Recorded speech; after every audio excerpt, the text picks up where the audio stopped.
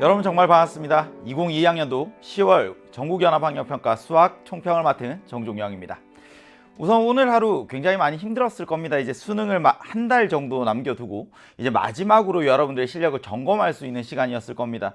이 9월 모의평가 이후로 그래도 한 달 정도 되는 시간 동안 여러분들이 굉장히 열심히 부족한 부분들을 갈고 닦았을 텐데 아무래도 시험이 끝나고 나면 아쉬움이 굉장히 클 겁니다. 실력을 발휘하지 못했다 하는 친구들이 상당히 많지 않을까 생각이 드네요. 이 수학 과목 자체가 이제는 이 풀다가 중간쯤 가다 보면 4점짜리 문제에서 툭툭 걸립니다. 근데 그런 문제들을 건너뛰면서 시간 낭비하는 연습이 되어 있어야 할 거고요. 그리고 이제는 여러분들이 점수에 비해서 어느 정도 현실적인 목표를 설정해서 문항 번호를 타겟팅을 해야 되겠죠. 내가 이 문항 번호까지 몇 분 정도 안에 풀어낼 거야. 그리고 또 뒤에서 이 문항 번호까지 몇 번까지 풀어낼 거야. 어쩌면 공통과목보다 선택과목을 먼저 풀어내는 선택을 하는 친구들도 있을 것 같아요. 그래서 각자의 스타일에 맞게 이 풀어내는 순서, 풀어내는 목표로 하는 문항 번호들에 대한 목표치가 이제는 좀 정확하게 서야 되지 않을까 싶네요. 오늘 10월 학력평가 총평 들어가 봅니다. 공통과목이 어려웠습니다. 반면에 선택과목은 미적분도, 확률과 통계도, 기하도 전부 다 평이했습니다. 선택과목에서는 우리가 흔히 기출문제, 연계교재에서 많이 다루었던 대표 유형들이 반복되어 출제가 되었고요. 근데 반면에 공통과목에서는 4점짜리 문항들이 만만치 않았습니다. 이 4점짜리 문제들 속에서 그야말로 함수의 그래프에 대해 향연, 잔치였어요. 이 1차 함수, 2차 함수, 3차 함수, 4차 함수, 다항 함수들 당연히 많이 접했을 거고 이제 지수 함수의 그래프를 해석하는 것도 로그 함수의 그래프를 해석하는 것도 삼각 함수의 그래프를 해석하는 문제도 출제가 되었습니다. 문제의 조건을 해석하는 데 있어서 해석이 다소 좀 어려웠을 수 있을 것 같아요. 근데 의외로 15번과 22번과 같은 최고난도 문항의 계산 과정은 상당히 깔끔했다라고 이야기할 수 있겠네요. 수능 전의 마지막 시험 점수입니다. 시험 점수나 난이도에 전혀 연연하실 필요 없고요. 그리고 우리가 이제 남아있는 시간들도 이번 시험을 계기로 연계교재, 기출문제 내가 부족했던 부분들을 어떻게 채워나가야 될지 남은 한 달을 좀 알차게 보내서 한 달 후에는 웃을 수 있었으면 좋겠습니다. 이 공통과목부터 살펴봅니다. 수학원 수학2 11문항씩 출제가 되었고요. 이제 문항 번호가 배열되는 것도 어느 정도 가닥이 잡혔어요. 이 수학원에서는 10번, 12번, 13번 15번 객관식에서 4점짜리 문항 4개 그리고 21번 이렇게 출제가 되고요. 수학원에서는 15번이 객관식 최고난도 문항, 21번이 단답형 최고난도 문항으로 출제가 됩니다. 수학2로 넘어가서는 이제 14번과 20번과 22번 이렇게 세 문항이 또 최고난도 문항으로 출제가 되죠. 근데 이번 시험에서 지수함수, 로그함수 이 문항들이 계산이 좀 복잡했습니다. 그래서 9번부터 4점짜리 문항이 시작인데 4점짜리 문항이 확 어려워지는 느낌이 들죠. 이 2점짜리, 3점짜리 문항과 4점짜리 문항의 난이도가 이제는 차이가 굉장히 많이 납니다. 이 10번과 21번 계산 과정이 상당히 복잡했고요. 반면에 삼각함수나 수열은 해석할 수 있었다면 계산 과정이 복잡하지 않았습니다. 이 수학2로 넘어와서 20번, 14번, 22번 얘네들도 이제 고난도 문항으로 출제가 되었는데 해석하기가 조금 어려웠을 거고요.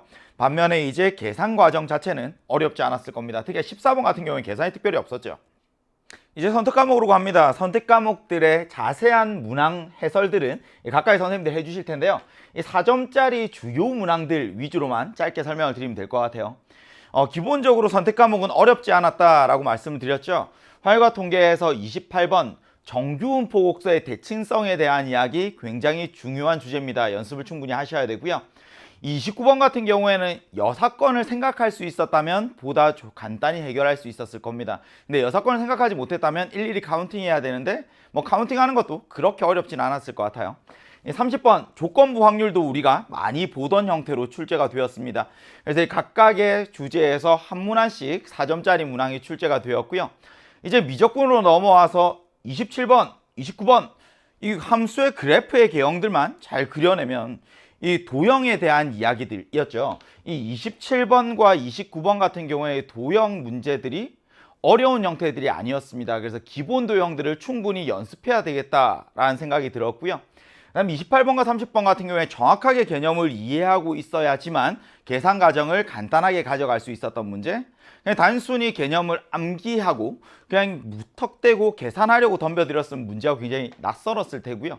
근데 개념을 정확하게 이해만 하고 있다면 꽤나 퍼즐 맞추는 것처럼 재미있게 문제들을 풀어낼 수 있지 않았을까 생각이 듭니다. 이 기하에서도 이제 공간, 도형 이야기들은 삼수선 정리가 핵심이죠. 그래서 좌표를 설정하고 삼수선 정리만 제대로 이해할 수 있었다면 풀어낼 수 있었을 것. 특히나 2차 곡선 같은 경우에는 연계교재, 기출문제에서 많이 보았던 형태들이 출제가 되었습니다.